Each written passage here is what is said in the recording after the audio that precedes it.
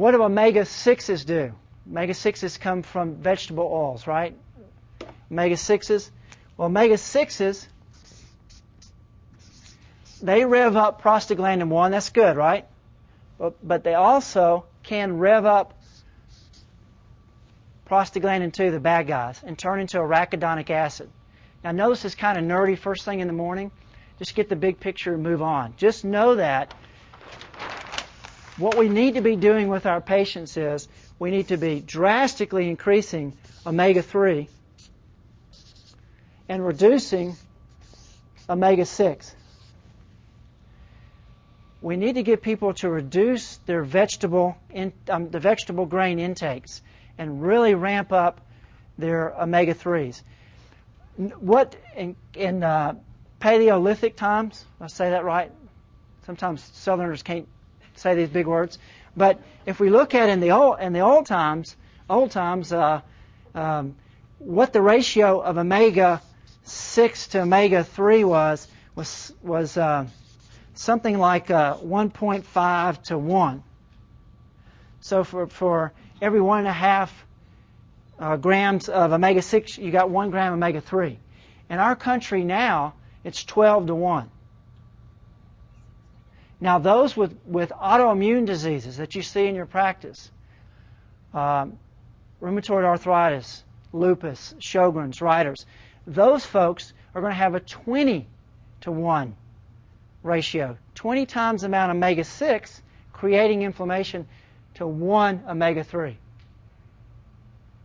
So what's happening is this. We're creating these storage sites called fat, and the estimates now are that 60% of the population is carrying around at least 10 extra pounds, if not more, I think 30 pounds.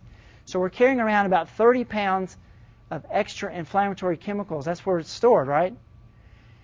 And all day long, these chemicals are being released, causing inflammation. You've got to change that relationship. And the only way to do that is high doses of fish oil. Can you take flax? You can. However, flax, as you astutely know, a lot of times you can't change that short-chain fatty acid into the longer-chain EPA and DHA. So some people genetically cannot do that. They are not born to be able to do that. So I don't take that risk. People will complain about the taste of fish oil and burping it up and all those things.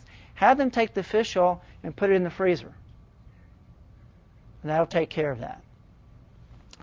How am I doing on time? Okay. I'm going to try to leave a few minutes here for questions. I'd like to shift gears from that.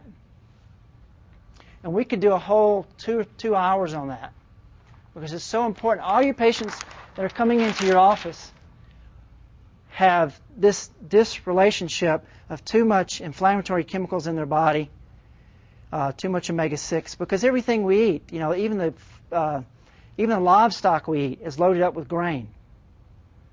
Okay? Let me share this real quick. I mentioned about cholesterol. So now that I can really piss some people off, let me go ahead and talk about that. Because I know some of my medical doctor friends love to just squash that cholesterol down. And now it's recommended that we put statin medications, Lipitor, Zocor, Mevacor, we put them in our drinking water. Because cholesterol is such a terrible thing. Well, know this, you have to have cholesterol. If you didn't have cholesterol, you'd die. 85% of all cholesterol in our bodies is made by the body on a continuous basis, because you have to have it. Only 15% is controlled by diet. That's why you really cannot do it through diet alone. That's why, thank goodness, we got Pfizer to supply us with Lipitor. $10 billion industry. The problem with that is this. You need cholesterol to make certain hormones. You need cholesterol to make the sex hormones. You need cholesterol. 7% of the brain is cholesterol. 70% of the brain is fat. Fat does more than hold your britches up. Fat it's what makes the cellular membrane. So it allows one brain cell to talk to another brain cell, to talk to another brain cell. That's why the research shows that individuals who are low, and especially DHA, omega-3, suffer from mood disorders. Postpartum depression, the major reason for that is low DHA levels. A whole book on that, my Treating Being Anxiety and Depression about that. But what I want to share with you about cholesterol is the worst thing we could be doing is squashing cholesterol. As we've seen with the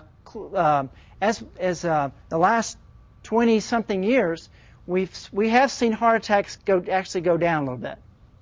Even though one person dies in the United States, I think every 7 seconds from heart-related or cardiovascular illness.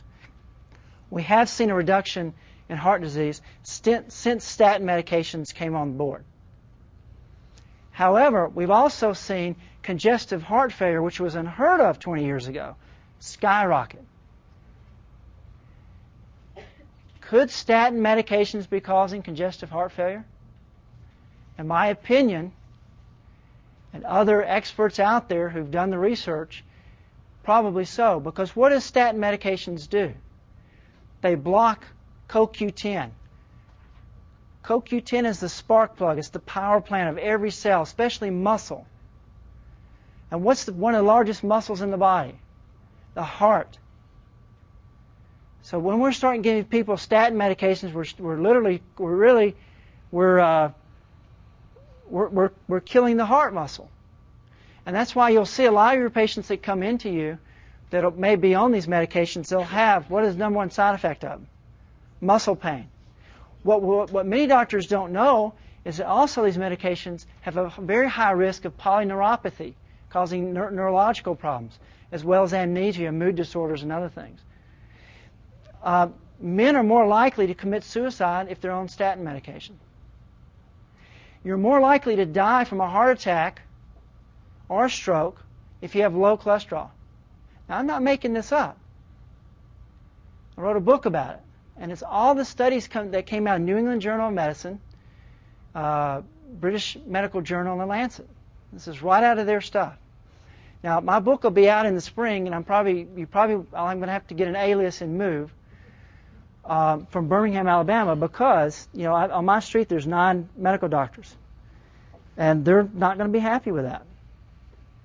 Now, they all already think I'm crazy anyway. They know not to debate me, but they think I'm crazy. So what I want to share with you there is that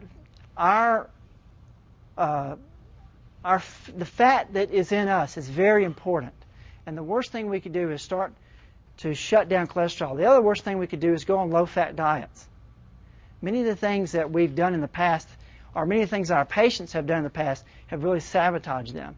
The low-fat craze 20 years ago was probably one of the big reasons why we have so much ADD, ADHD, and so much problems with mood disorders, because you have to have fat. What happens when you go on a low-fat diet, by the way? Not only do you reduce the fat, you reduce what? Protein. And the amino acids that make up a protein are what make the brain chemicals. If you have a patient that's taking a Effexor, which is a serotonin reuptake inhibitor and a norepinephrine reuptake inhibitor, those are gasoline additives. Why not use the raw ingredient that makes norepinephrine? What is that? You may know that in this audience. Well, it's phenylalanine or L-tyrosine that turns in phenylalanine. Why not use the amino acids that make these things? That makes more sense to me.